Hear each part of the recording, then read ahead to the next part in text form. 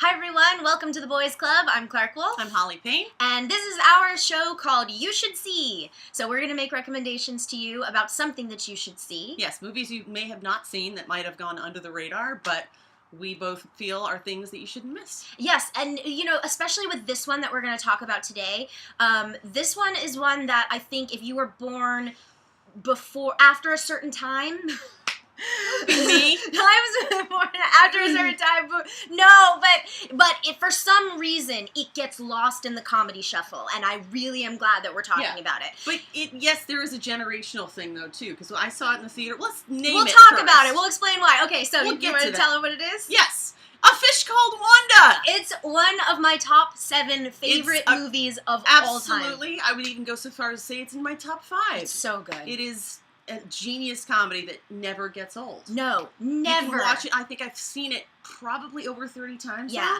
And it just every single time. I can quote it now, but I love it every single time. I agree. It never gets old. It's just so, it's like, it's eternally fresh. And I think it's very, very hard for comedies, especially heist comedies. Yes. Especially something like that. How often do you see a good heist comedy in the first place? And one where it's not like, oh, I could see how in the 50s this made sense, but, because technology, because of whatever, it's like, that kind of stuff changes, but for some reason, this movie is just, it's not old. No. Let's talk about the cast. Yes. Let's start with the cast. So we have John Cleese, Monty Python, obviously. Love. Michael Palin, Monty Python. Love. Jamie Lee Curtis. Love. Trading Places. She's a brilliant She's comedic great actress. at True Lies. I want to give a little shout out to her in Fantastic. True Lies. She is so good in that movie. Yeah. And of course, Academy Award winner Kevin Kline. Which, Kevin Kline, okay, first of all, I can't even say he steals the movie, but he did win an Oscar for this performance. And for those of you who might be international viewers or aren't necessarily like up on Oscar trivia or history or whatever, comedians comedy performances never wins. Happens. And the idea never. in this performance, and he didn't steal the show, but it's... Boy, I will say he's the most quotable. There's no sure. question. Asshole! But here's the thing, though, is that, and I think it really needs to be mentioned here, is that with a performance like that is so outrageous and so... but believable and authentic. He does not overshadow anybody. He is as much a part of that ensemble as everybody else, when really that character could have monopolized the entire film. Easily. And I think any other actor might have gone that route. Because you know what I did after watching it again last night? I went and I found the script online. Oh. And I started reading the script and I was like, when you just read the words on the page, any other actor could have gone completely over the top with it, and Kevin Kline manages to rein it in and play stupid like I've never ever seen anyone play. And seem like a real guy. A real guy. Like, he doesn't seem like a caricature at all. I feel like I might know somebody like that. I heard a story, and who knows if it's Hollywood legend at this point, but at the end of the first screening of the film, where the cast and crew got to see it, apparently Kevin Kline turned to either Cleese or somebody and said, "My career's over.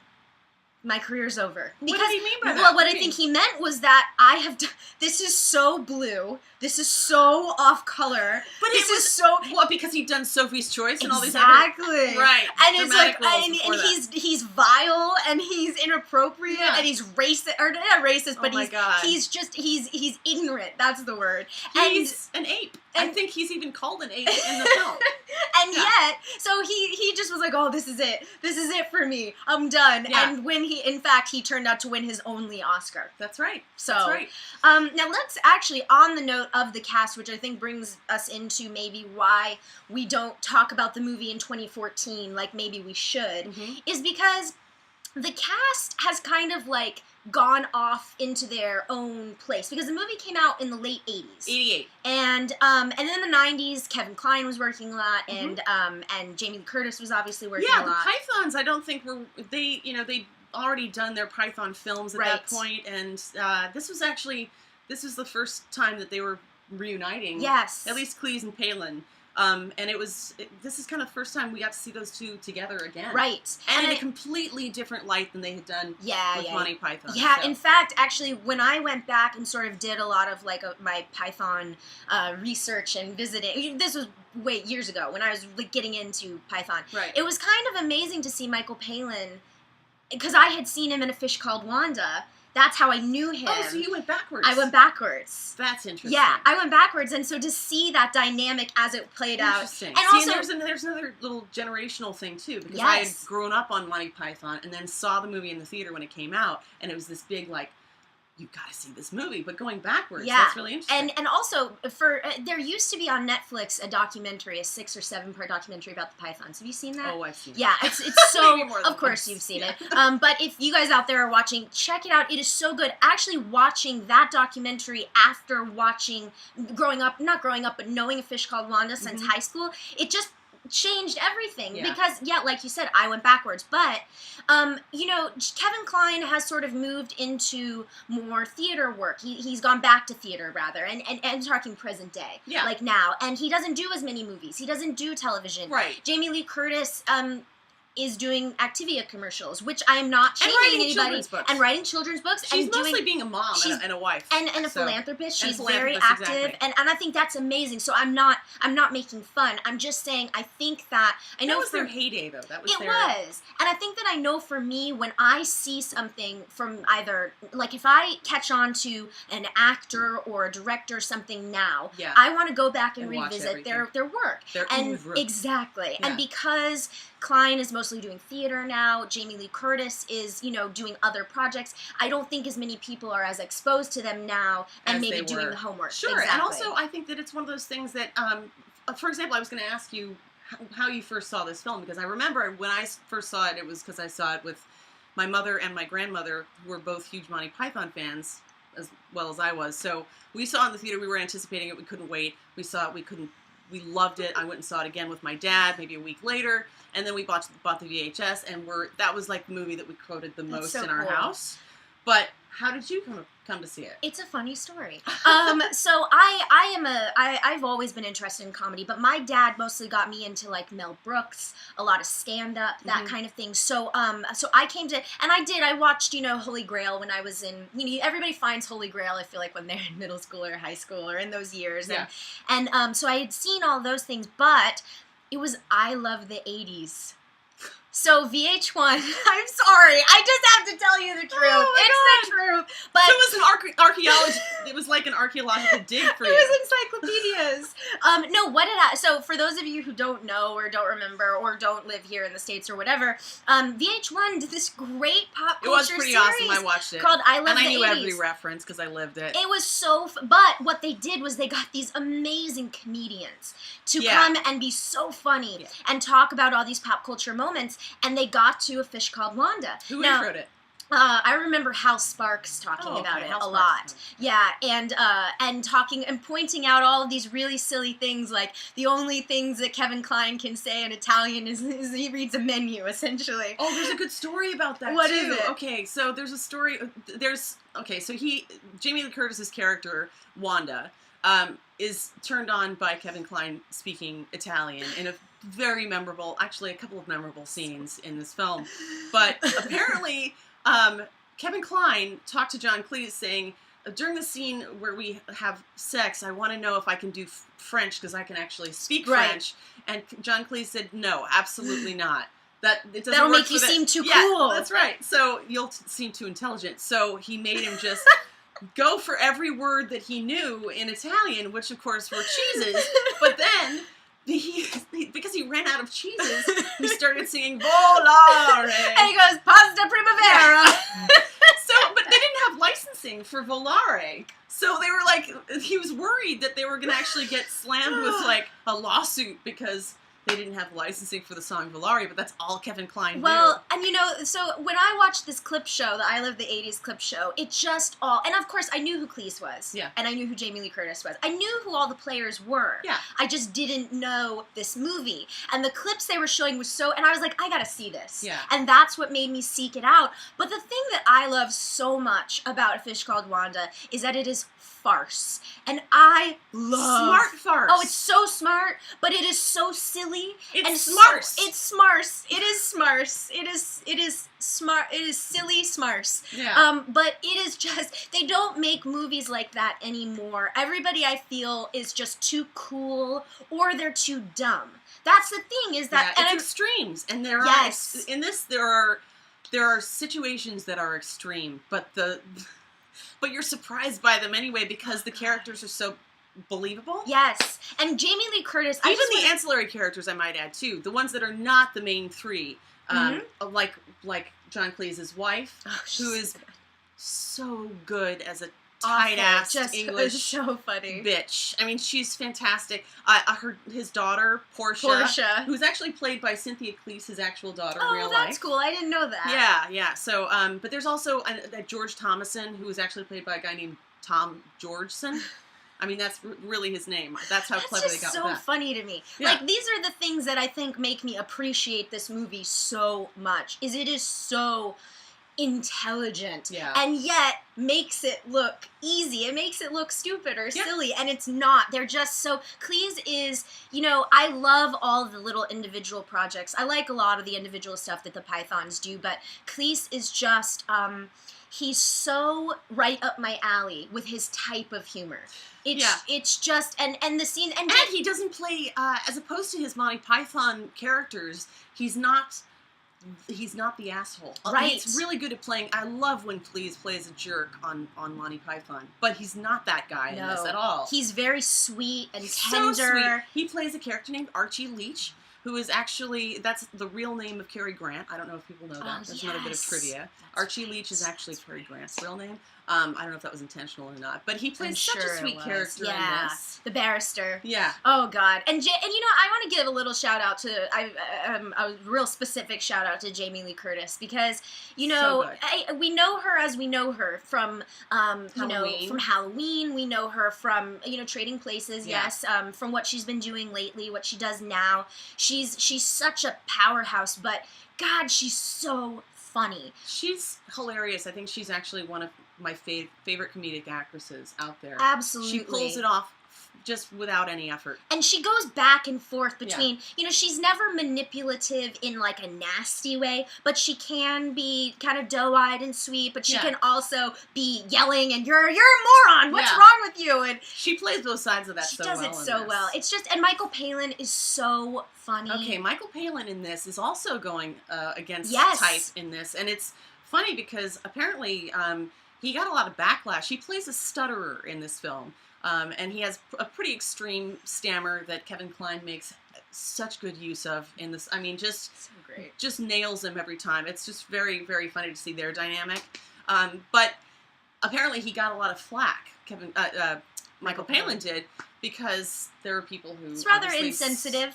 Right, well, that's what they thought. That's so he started a stuttering, foundation afterwards, because his father was a stutterer. Yeah, I think that's an interesting point. And he used that for the role. Is that this movie, when you're doing comedy, it's very hard to be fearless. And I think you have to be, though, in comedy. You do, but I think one of the reasons this movie stands out to me, and why I know that I wanted to talk about it today and tell as many people about it as I can who may not know it or may not remember it or may need to revisit it, is because a lot of the comedy we get now is in mainstream film or mainstream television. Not nuanced. It's not, and it's also plays it a bit safe. Yeah. Even some of the... And obvious. Yes. With movies like Ted, or movies like... Yeah. I mean, there's so many comedies. When you think about the comedies that come out now, that they're just... It's all in your face. It's just delivered to you on a plate, as opposed to this, which it's not like you have to think hard about this film. No. It's just, it assumes you're smart enough to get it.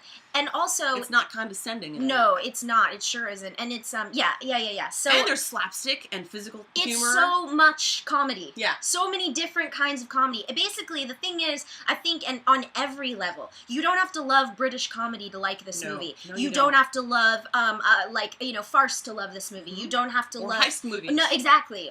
because there really is something for everyone. The Yeah. the characters are all so diverse Totally. that you can get a lot out of it. Sorry, I was reaching for something because I wanted to find out a reference. I can't remember the director's name, but John Cleese, as I was reading about this film, John Cleese makes sure to mention that he feels like the director, who I think his name, I might be wrong, but I think it's Charles Crichton.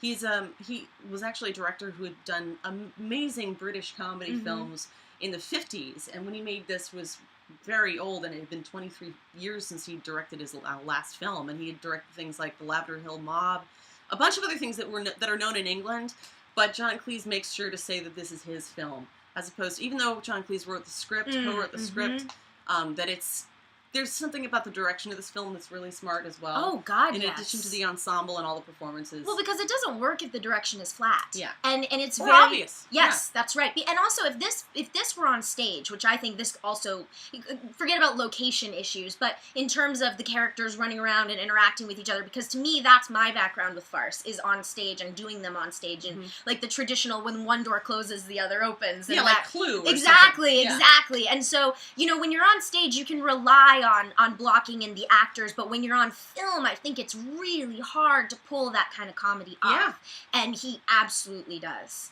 Absolutely does. Yeah, I'm trying to think of some of the other... there are some scenes in this that you're not going to be able to... If you haven't seen it, there are some scenes you're going to be quoting forever. Oh God, it's so funny. After you see it. But the chemistry between all of these characters, just absolutely incredible. You'll never look at chips the same way again. As in French fries. And let's see, what are some other scenes that really stand out for you as far as... God. Like when you first saw it, when you first saw Fish Called Wanda... You know what it is? It's more the to me it's more the experience. It's more the dialogue. It's more just like keeping up. It's like ping pong. Smart. Yeah, you just and they go from one place to the other, and also like catching the things, and you go, what did he just say? Ken is coming. Yeah, and it's just and it's everything. The little touches that Kevin Kline does, where he smells his armpit and he takes his thing. Oh my God! When he sniffs the boot. It's true. And he blows it up. I mean, oh my God. This is, and I'm really happy that this won, that he won something for this. Yeah. Because, the film should have, did it? No. Well, not in the U.S., but here's what I want to point out. That reminded me. So last week we talked about Moon. We talked about Duncan Jones' Moon and Sam Rockwell. And I need to say, right here and right now, when I saw Seven Psychopaths, when it came out in the theater, that movie was overlooked and underappreciated, but we both love that film. We both love it, and I'm sure we'll talk about it. Yeah. But I just have to say, in regards to A Fish Called Wanda, Rockwell's performance in Seven Psychopaths, to me, reminded me so much you said, like, of Kevin Kline in this movie. And I mean that in the best way. I mean that as the highest compliment. I mean, it's a character in Seven Psychopaths, much like in A Fish Called Wanda, that is so crazy and so outrageous and so blue and so could be in the hands of any other actor. No one else could play it. No one else could have done it. And I think there are certain roles like that no one else... I can't think of anyone... Once you see them in that role, you can't imagine anyone else playing it. It goes for Kevin Kline, it goes for Sam Rockwell. And, the idea that both of these guys are such good dramatic actors, but also able to do this insanity and this comedy, straight comedy. It's interesting, too, when you go back and you think about the fact that Kevin Kline won the Oscar for A Fish Called Wanda, and then... later in the 80s and even 90s, and even after that, he did some comedies that were pretty bad. Like rom-coms and things like that. Rom-coms, In and Out, a bunch of others that were just like... And Dish, French Kiss. I like French Kiss. I never saw it because it was just goofy. The poster was too saccharine. I'm not a fan of like Sleepless in Seattle type movies, so I was like... Yeah, this one's silly. I think it's funny, but whatever. But Kevin Kline in this is the best I've ever seen him, and it's actually, I think, his most memorable role that I mean, he's done...